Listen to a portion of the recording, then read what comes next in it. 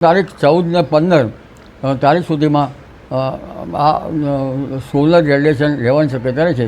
ઉપલા લેવલના વાદળો ઘણા ઉપલા લેવલના આછા વાદળો હોય અને 1 કે 2 ઓક્ટાવના વાદળો હોય તો પણ ગરમી વધારે પડે. હવામાન જે સૂકું રહે છે અને તીક્ષ્ણ સૂર્યના કિરણો આવે છે તે મુખ્ય મુશ્કેલી છે. આ ઉપરાંત સૂર્યની ક્રાંતિ પણ આ માટે જવાબદાર છે.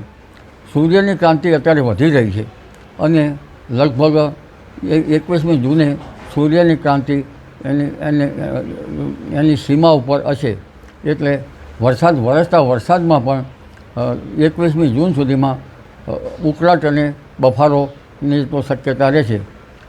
જ્યારે 8મી જૂન પછી પવનો ફૂંકાશે ત્યારે કંઈક અંશે સારું રહેશે. એટલે આ ગરમી અંગે જોવા જઈએ તો હમણાં મે મહિનો 15 તારીખ સુધી તો આકરો રહેવાની શક્યતા રહે છે અને 18 તારીખ બાદ મહત્તમ ઉષ્ણ તાપમાનમાં પ્રી મોન્સૂન એક્ટિવિટીના કારણે લગભગ કેટલાક ભાગમાં ગરમીનો ઘટાડો થઈ શકે, કેટલાક ભાગમાં 41 ડિગ્રી સેલ્સિયસ થઈ શકે, કેટલાક ભાગમાં 40 ડિગ્રી સેલ્સિયસ થઈ શકે અને દરિયાકિનારા ભાગોમાં પણ ઘટી શકે.